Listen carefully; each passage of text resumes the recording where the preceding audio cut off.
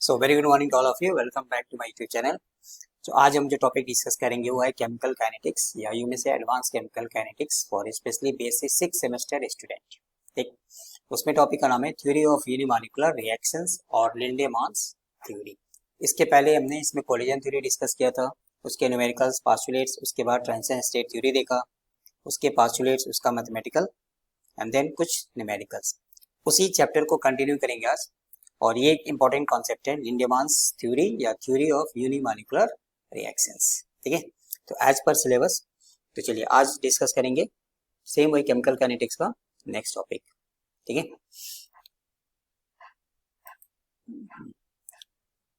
इसमें पहला नाम आ रहा है आपका यूनिमॉलिक्यूलर रिएक्शंस।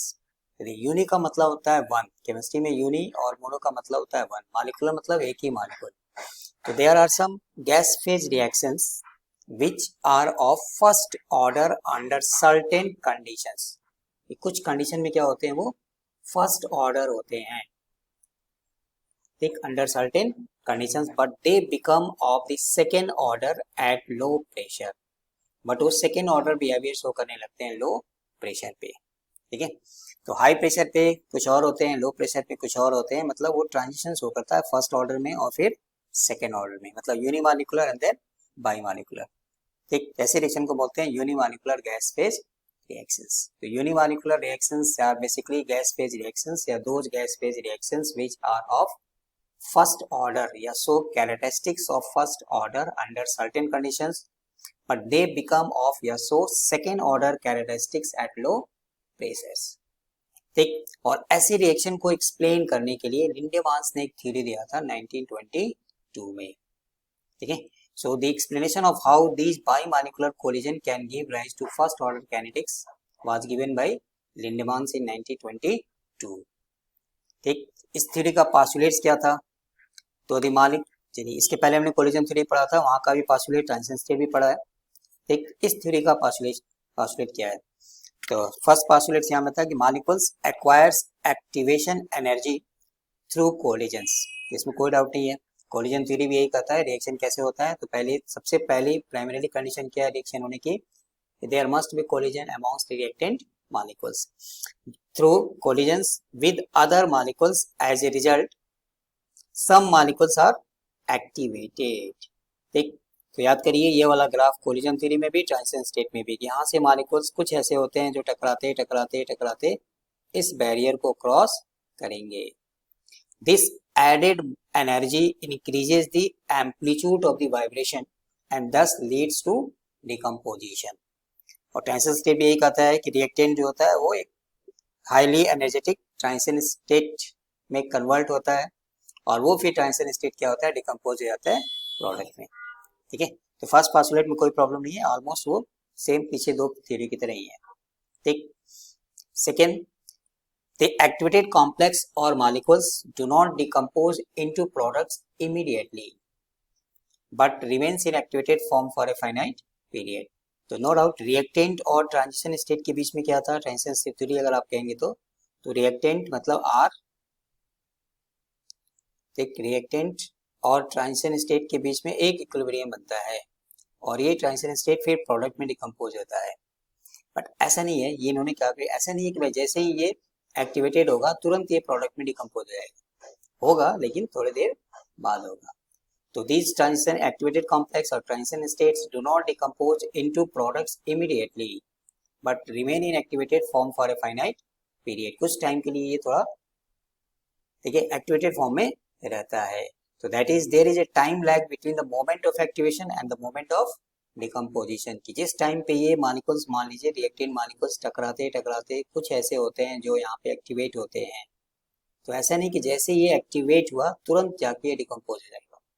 तो इसके मोमेंट ऑफ एक्टिवेशन में और मोमेंट ऑफ डिकम्पोजिशन में क्या होगा, कुछ टाइम गैप होता है, कुछ टाइम लैग होता है। ठीक है, third, when this time lag is relatively large, मतलब थोड़ी देर के लिए उसको मान लीजिए थोड़ा वेट करना पड़ेगा, तो obviously there is every possibility for most of the activated molecules being deactivated through subsequent collisions with ordinary or less energetic molecules collisions। मतलब कि चलो ठीक है रिएक्टेंट आया, टकराते टकराते कुछ एक आध दो यहाँ पहुंच गए, एक्टिवेटेड हो गए, ठीक, तो ऐसा नहीं कि तुरंत प्रोडक्ट में डिकम्पोज होगा, थोड़ी देर के लिए यहाँ पे होल्ड पोजीशन में रहेगा। ठीक, जब थोड़ी देर के लिए यहाँ पे होल्ड पोजीशन में रहेगा तो ये पॉसिबिलिटी है कि कोई दूसरा मॉलिक्यूल्स टकरा के इसको डीएक्टिवेट कर दे। ठीक, या इसकी एनर्जी क्या होगी धीरे धीरे, या थोड़ी देर के लिए आप ज़्यादा टाइम फाइनाइट टाइम के लिए अगर रखेंगे, एक्टिवेशन हुआ था बट उसी टाइम पे ये डिकम्पोज नहीं होता है, तो कुछ टाइम लैग होता है मोमेंट ऑफ एक्टिवेशन में और मोमेंट ऑफ डिकम्पोजिशन में। ठीक, तो इसलिए एक पॉसिबिलिटी है कि इसमें क्या होगा, जो एक्टिवेशन हुआ है उसकी जो एनर्जी हुई है धीरे धीरे कुछ लॉस होगा, मतलब वो डीएक्टिवेशन का भी चांसेस है, या किसी मॉलिक्यूल्स के साथ कोलिजन हो जाएगा तो उसकी एनर्जी उसमें ट्रांसफर हो जाएगी। ठीक, चलिए fourth postulate, the activated molecules therefore disappear through two parallel processes, namely through deactivation and decomposition. तो जो हमारा ट्रांजिशन स्टेट एक्टिवेटेड मॉलिक्यूल्स था वो दो तरह से डिसअपीयर हो सकता है, या तो तुरंत तुरंत तो नहीं बोलेंगे बट वो प्रोडक्ट में डिकम्पोज हो जाए या डीएक्टिवेशन हो जाए उसका। On the basis of these postulates Lindemann suggested the following mechanism for the process of activation and deactivation or decomposition। चलिए फर्स्ट स्टेप में क्या होगा, activation of the molecules of the reactant through biomolecular collision. A normal ordinary molecules है, less energetic है, इसका इसके साथ collision हुआ, ये हो गया ए डैश, मतलब एक्टिवेटेड मॉलिक्यूल्स, ठीक, with sufficient energy to pass into product. ठीक है, इसका रेट कांस्टेंट यहाँ लिख दिया K1। तो फर्स्ट स्टेप में इसका एक्टिवेशन होगा, मतलब मॉलिक्यूल्स के बीच में कोलिजन होगा, उसमें से कोई एक मॉलिक्यूल होगा जो एनर्जेटिक होगा, एनर्जी ज्यादा गेन करेगा, ऊपर जाके बैठ जाएगा, मतलब ट्रांजिशन स्टेट एक्टिवेटेड कॉम्प्लेक्स। ठीक, कोई दिक्कत नहीं। चलिए सेकेंड स्टेप में अब इसका डीएक्टिवेशन होगा।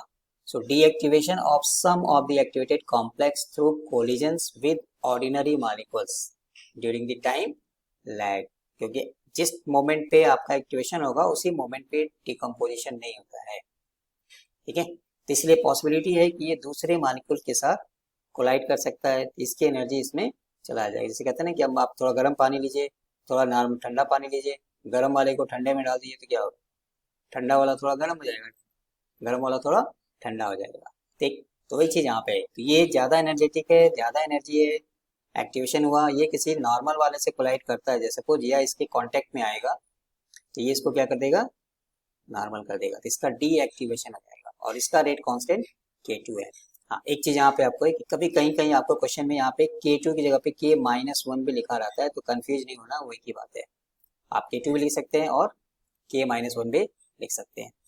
Step 3, the decomposition of remaining activated molecules into product. बाकी अगर कुछ बचा है तो क्या करेगा, अब वो आपका वो डिकम्पोज करेगा, प्रोडक्ट में आएगा। तो इसका रेट कांस्टेंट यहाँ K3 लिखा है, कहीं कहीं आपको यहाँ में K2 भी लिखा रहता है, तो एक ही बात है, आप जो भी यूज करिए। ठीक, ये तीन स्टेप होते हैं एक्टिवेशन और डिकम्पोजिशन में। तो पहले वो कोलाइड करेगा, दो ऑर्डिनरी मॉलिक्यूल कोलाइड करके एक उसमें कुछ एक्टिवेट होंगे, मतलब ए स्टार लिख दिया जिसको डैश। सेकेंड स्टेप में थोड़ा टाइम लैग होगा, तो वो किसी दूसरे मॉलिक्यूल्स के साथ कोलाइड करेगा तो नॉर्मल मॉलिक्यूल में फिर कन्वर्ट हो जाएगा, मतलब डीएक्टिवेशन। और थर्ड स्टेप में रिमेनिंग एक्टिवेटेड कॉम्प्लेक्स होगा वो डिकम्पोज होगा प्रोडक्ट में। ठीक, तो यहाँ से उन्होंने 3 स्टेप दिया था, क्लियर है। चलिए अब इसका mathematical treatment of Lindemann theory.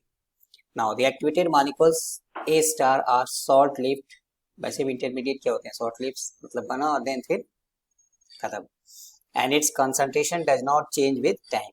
Now by applying steady state approximation, ये chemical kinetics कोर्स में पढ़ा था, बहुत इंपॉर्टेंट कॉन्सेप्ट है, steady state approximation, फोटोकेमिस्ट्री में भी इसको यूज किया था। तो जो शॉर्ट लिव इंटरमीडिएट होते हैं उसके लिए हम ये यूज करते हैं। ठीक, we can write according to steady state approximation dA star dt equal to 0। ठीक है, कोई दिक्कत नहीं। चलिए अब इसके लिए देखिए, now rate of formation of A अगर हम लिखते हैं, the rate of formation of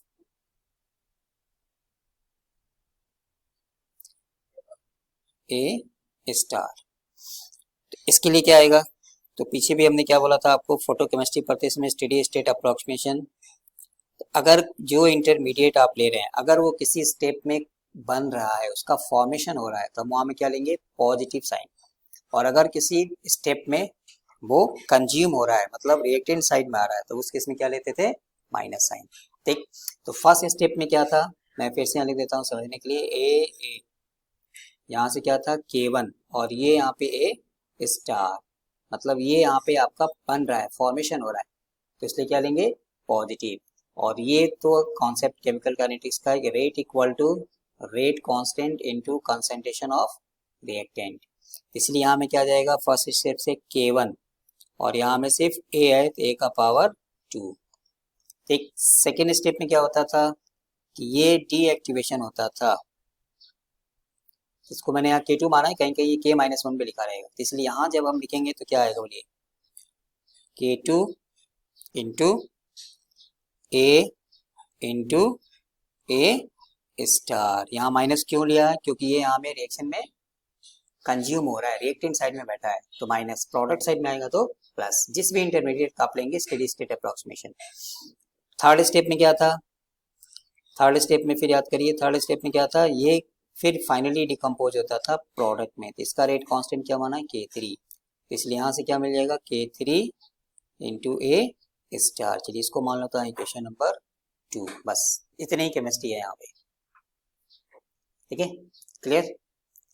तो फिर से एक बार रिपीट कर दें, अगर फिर यहाँ पे K1A² ऑलरेडी फोटो केमिस्ट्री में कर चुके हैं, हाइड्रोजन ब्रोमीन वाला, हाइड्रोजन आयोडीन वाला, तो ए है, इसलिए यहाँ पे K1 इंटू A² हो गया। सेकेंड स्टेप में क्या हो रहा था, ये इसका डीएक्टिवेशन हो रहा था, ये रिएक्टेंट साइड में, इसलिए हम क्या लेंगे, K2 इंटू ए स्टार, मतलब यहाँ माइनस आएगा। और थर्ड स्टेप में भी इसका डिकम्पोजिशन हो रहा है, इसलिए यहाँ पे माइनस आएगा। Now equation from equation 1 and 2 1 and 2, तो दोनों को मिला दें तो यहाँ से क्या मिल जाएगा, K1A² minus K2 A into A star minus K3 A star equal to 0। ठीक, क्लियर, दोनों को मिला दिया तो यहाँ पे 0 रख दीजिए। ठीक है, चलिए अब दोनों में कॉमन कुछ दिखाई दे रहा है, ए स्टार यहाँ भी है, ए स्टार यहाँ भी है। ठीक, तो ट्रांसफर कर लेता हूँ, तो हमें एक्चुअली क्या निकालना होता है, ये जो अनवांटेड है, मतलब जो इंटरमीडिएट है, मतलब नाइदर रिएक्टेंट नॉर प्रोडक्ट, वो हमें यहाँ पे चाहिए। तो अगर हम इसको यहाँ से कर लें तो यहाँ से क्या मिल जाएगा, K2A प्लस K3A, और यहाँ से क्या आ जाएगा, K1 इंटू A², मतलब सारा माइनस एक साइड कर दिया, इसको एक साइड कर दिया, दोनों में ए स्टार कॉमन था। ठीक, याद करिए हमें क्या निकालना है, ए स्टार निकालना है, तो यहाँ से क्या मिल जाएगा, K1A² divided by K2A plus K3। ठीक, इसको मान लेते हैं इक्वेशन नंबर 3। ठीक, कोई दिक्कत नहीं। नाउ रेट ऑफ रिएक्शन की बात करें अगर, now rate of reaction equal to क्या आ जाएगा, rate with which the activated complex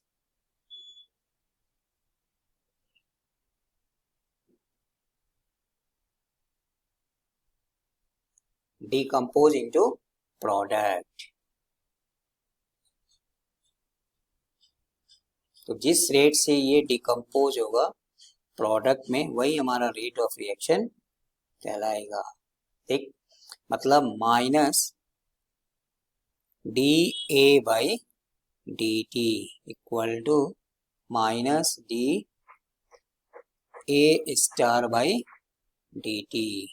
ठीक है, और ये किसके बराबर हो जाएगा, प्रोडक्ट किस स्टेप में बन रहा था, थर्ड स्टेप में बन रहा था। ठीक है, तो कोई दिक्कत नहीं, लिख सकते हैं इसको आसानी से। ठीक, चलिए अब देखिए फ्रॉम इक्वेशन 3 एंड 4, 3 से हमको क्या मिल गया, ए का कंसंट्रेशन, एक्टिवेटेड कॉम्प्लेक्स का concentration. Now from equation 3 and 4, तो 3 और 4 से अगर ए की वैल्यू को उठा के यहाँ रख दे तो यहाँ से हमको क्या मिल जाएगा, रेट ऑफ रिएक्शन, मतलब minus D A by D T.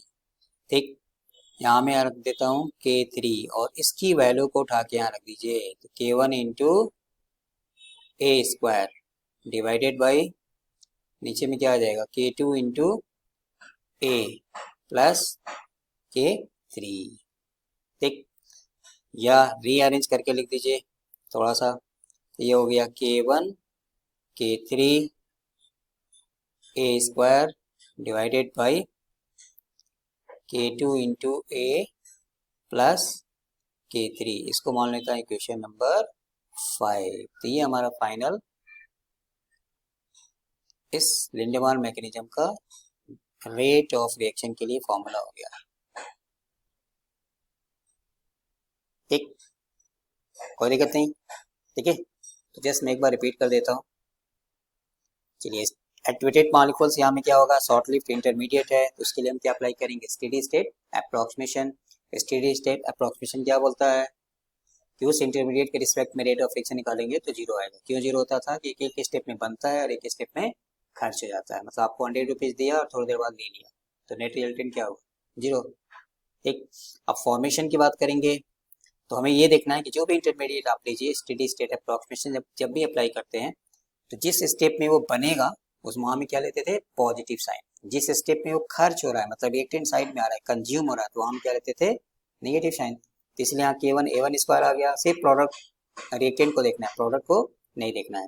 यहाँ में K2 माइनस के साथ आएगा A स्टार, क्योंकि सेकेंड स्टेप में ये डीएक्टिवेशन था और थर्ड स्टेप में डिकम्पोजिशन था। ठीक, देन दोनों को इक्वल कर दीजिए जीरो के बराबर। देन जो कॉमन है कुछ भी है सिंप्लीफाई कर दीजिए। अनवांटेड वाला जो है, जो इंटरमीडिएट है, उसका हम यहाँ से निकाल लेते हैं। निकाल लिया। नाउ रेट ऑफ रिएक्शन किसके बराबर, rate at which the activated complex decompose into product. दोनों को इक्वल कर दीजिए। From equation 3 and 4 we get equation number 5। ठीक, हाँ, कभी कभी क्वेश्चन में आपको K1 तो K1 रहेगा, K2 की जगह पे K-1 लिख देता है। अगर मान लीजिए क्वेश्चन में ऐसे आ जाता है, बहुत सारा बुक में या क्वेश्चन में नीट से या नेट वगैरह में आपको ये बहुत सारा क्वेश्चन यहाँ से मिलेगा। तो उसमें ये है कि अगर मान लीजिए कहीं पे आपको K1 लिखा है तो K1 तो K1 ही रहेगा, बट K2 की जगह पे आपको वहाँ पे K-1 लिख देता है और K3 की जगह पे K2 कर देता है। तो कंफ्यूज नहीं होना, आप इस हिसाब से चेंज कर लीजिएगा। ठीक, चलिए अब यहाँ से दो केस अराइज होता है। Case 1, if rate of deactivation is very large compared with that of decomposition। तो फर्स्ट केस में अगर मान लेते हैं यहाँ पे कि if rate of deactivation is very large in comparison to decomposition, मतलब थोड़ा टाइम लैग ज्यादा हो गया, डीएक्टिवेशन ज्यादा हो गया तो डिकम्पोजिशन कम होगा। तो रेट ऑफ डीएक्टिवेशन ज्यादा है, मतलब second step dominance over third step. तो mathematically K2A into A star will be greater than K3 into A, और ए से ए कैंसिल हो जाएगा, तो K2A की वैल्यू K3 से ज्यादा होगा। Now from equation 5 minus D A by D T, ये अभी डिराइव किया। ठीक, चलिए यहाँ फिर से मैं लिख देता हूँ। इक्वेशन नंबर 5 एक्चुअली क्या था, माइनस, तो थोड़ा समझने में आसान हो जाएगा, D A by D T. बोलिए यहाँ में क्या था, K1 K3 A square divided by K2 A plus K3। ठीक, चलिए अब केस 1 हम ये मान रहे हैं कि एक्टिवेशन डीएक्टिवेशन ज्यादा है, तो उस केस में क्या हमको मिलेगा, K2A की वैल्यू K3 से ज्यादा होगा। तो ऑब्वियसली K2A की वैल्यू K3 से ज्यादा है, तो K3 can be neglected in comparison to K2A। बहुत बार हम किए कर चुके हैं ये सब काम। ठीक, तो इसलिए यहाँ नीचे में क्या आ जाएगा, K2A आ जाएगा। तो यहाँ से K1 K3 बाई K2, और ये A जो एक पावर को कैंसिल कर देगा, तो इसको मान लेते हैं K dash, constant constant constant, तो कांस्टेंट A। ठीक, अब यहाँ से क्या दिखाई दे रहा है कि rate of reaction is proportional to concentration of reactant का पावर 1, और इसको हम क्या बोलते थे, first order kinetics. So from this expression it is clear that the first order kinetics को ये फॉलो करेगा। कब, when the time lag is relatively large, मतलब डीएक्टिवेशन ज्यादा हो रहा है इन कंपेरिजन टू डिकम्पोजिशन, मतलब उसको ज़्यादा देर तक के लिए वेट करना पड़ रहा है डिकम्पोज होने में, ठीक है। इसीलिए वो क्या हो जाएगा, डीएक्टिवेशन फास्ट हो रहा है, रिलेटिवली ज़्यादा है डिकम्पोजिशन से, तो उस केस में वो first order kinetic characteristic show कर रहा है। या ऐसे यूनिमॉलिक्यूलर अगर फर्स्ट ऑर्डर कैनेटिक शो कर रहे हैं, इसका मतलब हो गया कि उसमें डीएक्टिवेशन ज़्यादा है इन कंपेरिजन टू डिकम्पोजिशन, ठीक, क्लियर। चलिए अब सेकेंड स्टेप केस 2, अब आप इसको उल्टा कर दीजिए। Now wait when rate of decomposition is greater than rate of deactivation, तब उस केस में क्या आएगा, थर्ड स्टेप डोमिनेंट होगा, मतलब K3 A की वैल्यू ज़्यादा हो जाएगा, ठीक, सेकेंड स्टेप से, और A से A कट जाएगा, K3 की वैल्यू कितना हो जाएगा, K2 इंटू A। अब जो पीछे फार्मूला था नीचे वाला, उसमें फिर क्या होगा, K2A नेगलेक्ट कर सकते हैं इन कंपेरिजन टू K3, तो K2A can be neglected in comparison to K3, रख दिया। अब ये K3 से K3 कट जाएगा, तो यहाँ में K1A स्क्वायर, मतलब यहाँ में ऑर्डर क्या हो गया, सेकेंड। ये अक्सर ऑब्जेक्टिव में CSIR नेट गेट IIT में क्वेश्चन मिलते रहता है। तो at low concentration of A the process would follow A second order kinetics, या फिर आपको क्वेश्चन में लिख देगा कि रेट ऑफ डिकम्पोजिशन ज्यादा हो रहा है in comparison to rate of deactivation, तो कौन सा ऑर्डर आएगा, सेकेंड ऑर्डर। एक्टिवेशन ज्यादा है, डोमिनेंस ओवर डिकम्पोजिशन, तो उस केस में क्या आएगा, फर्स्ट ऑर्डर कैनेटिक्स, ठीक। तो दो केस यहाँ में एराइज हो रहा है।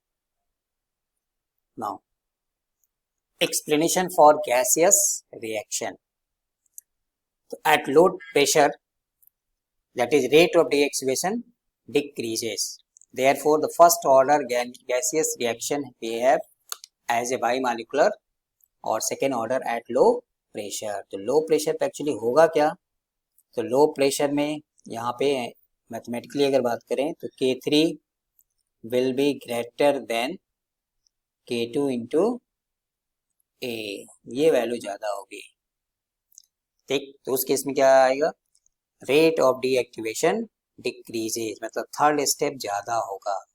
जब थर्ड स्टेप ज्यादा होगा तो कौन सा काइनेटिक्स फॉलो करेगा, वो सेकेंड ऑर्डर। तो आपसे क्वेश्चन पूछता है कि discuss the behaviour of unimolecular gas reaction या लो प्रेशर पे एंड हाई प्रेशर पे। तो जितना यहाँ लिख दिया डेरिवेशन, मैथमेटिकल पॉस्टुलेट नहीं पूछ रहा है तो मैंने नहीं निकला, सिर्फ मैथमेटिकल आएगा तो मैथमेटिकली निकाल के यहाँ तक दिखा देना है, या फिर ऑब्जेक्टिव क्वेश्चन या फिर इस तरह, ठीक है। Now as the pressure increases the number of collisions increases, ठीक है, क्योंकि प्रेशर बढ़ाएंगे तो क्या होगा, वॉल्यूम कम होगा, वॉल्यूम कम होगा तो मॉलिक्यूल्स क्लोज आएंगे तो उनमें क्या होगा, कोलिजन ज्यादा होगा, and therefore the rate of deactivation increases. Molecules के बीच में जब कोलिजन ज्यादा होगा, मतलब जो एक्टिवेटेड मॉलिक्यूल्स है उसमें क्या होगा, नॉर्मल मॉलिक्यूल के साथ कोलिजन ज्यादा होगा, तो ऑब्वियसली रेट ऑफ डीएक्टिवेशन बढ़ेगा। रेट ऑफ डीएक्टिवेशन बढ़ेगा तो पीछे जो डिस्कस किया था, मतलब K2A is large enough and hence ये किसको फेवर करेगा, फर्स्ट ऑर्डर कैनेटिक्स को, ठीक। तो in short at high pressure में कौन सा ऑर्डर आ जाएगा, फर्स्ट ऑर्डर। लो प्रेशर में क्या आ जाएगा, हाई प्रेशर में क्या आ जाएगा, फर्स्ट ऑर्डर कैनेटिक्स को प्रीफर करेगा। लो प्रेशर में क्या होगा, सेकेंड ऑर्डर कैनेटिक्स। तो ये सब ऑब्जेक्टिव क्वेश्चन यहाँ पे। तो लो प्रेशर में वो किसको फॉलो करेगा, सेकेंड ऑर्डर कैनेटिक्स को। इन शॉर्ट ऑब्जेक्टिव के लिए याद रखिए। हाई प्रेशर रीजन में, तो हाई प्रेशर में देखिए कंफ्यूजन होता है, तो उसके लिए देख प्रेशर ज्यादा होगा तो सोचिए प्रेशर ज्यादा होगा तो वॉल्यूम कम होगा, कंप्रेस होगा मॉलिक्यूल्स क्लोज होंगे, नंबर ऑफ कोलिजन्स बढ़ेगा, बस यही ट्रिक है। नंबर ऑफ कोलिजन बढ़ेगा तो डीएक्टिवेशन बढ़ेगा, डीएक्टिवेशन बढ़ेगा तो ऑब्वियसली क्या होगा, सेकेंड स्टेप डोमिनेट होगा K2A, तो वहां से क्या आ जाएगा हमारा फर्स्ट ऑर्डर, ठीक। या फिर आपको न्यूमेरिकल भी इस तरह का मिल सकता है, ठीक है। तो सिंपल है टॉपिक, ज़्यादा मैथमेटिकल नहीं है, ठीक है। तो mathematical treatment of Lindemann theory, बस यहाँ में ध्यान देना है कि मोस्टली जो CSIR नेट वगैरह का क्वेश्चन जो है, गेट का क्वेश्चन है, वहाँ में आपको K1 K2 K3 नहीं लिख के K1 डैश, मतलब K1 मैंने यहाँ लिखा था कहीं, K1 तो रहेगा ही नो डाउट, उसके नीचे K-1 लिख देगा और K3 की जगह पे K2 कर देगा, तो उसी हिसाब से हमारा फॉर्मूला भी बदल जाएगा, ठीक है। तो जो इक्वेशन 5 आ रहा है, मतलब यहाँ में जो स्टेप मैंने लिखा ना, यहाँ में जो पहले भी बताया था आपको कि K3 पहले स्टेप में क्या आएगा, K1 आएगा, K2 K3 हमने पढ़ा, बट वहाँ में K1 तो K1 ही रहेगा, K2 की जगह में आपका K-1 दे देगा और K3 की जगह पे K2 कर देगा। तो कन्फ्यूजन नहीं है, जो जैसे लिखा है सिर्फ टर्म को चेंज कर देना। अगर क्वेश्चन में लिख के आता है तो सीधा सीधा आता है तो कोई प्रॉब्लम नहीं है, ठीक है। तो यहाँ में उसी हिसाब से आपका चेंज हो जाएगा। तो ये जो K3 मैंने लिखा है यहाँ में एक्चुअली क्या आ जाएगा, K2, और जो K2 लिखा है वहाँ में क्या आ जाएगा, K-1 लिख देंगे, ये वाला, ठीक है। तो किसी फॉर्मूले को चेंज कर देंगे अकॉर्डिंग टू, K1 तो रहेगा ही रहेगा, K3 की जगह में K2 आ जाएगा, और यहाँ जो K2 है ना उसको ऐसे लिख देता है K-1, तो यहाँ में A रहेगा और K3 की जगह पे K2 आ जाएगा, बाकी तो सब नो प्रॉब्लम। तो ये फॉर्मूला सिर्फ फॉर्म बदल जाएगा, बाकी तो सारा कॉन्सेप्ट सेम ही रहेगा, ठीक है। तो इस पे न्यूमेरिकल्स भी है, तो नेक्स्ट वीडियो में कभी इसका न्यूमेरिकल्स को भी डिस्कस करेंगे एक साथ, ठीक है। तो आई होप आपको ये सिंपल है, समझ में आया होगा। तो एक लाइक कर दीजिए, शेयर कर दीजिए, वीडियो समझ में आया तो, ठीक है। तो चलिए, तो ये था आज का टॉपिक। नेक्स्ट वीडियो में नेक्स्ट टॉपिक के साथ मुलाकात होगी। तब तक के लिए all the best for your future exam.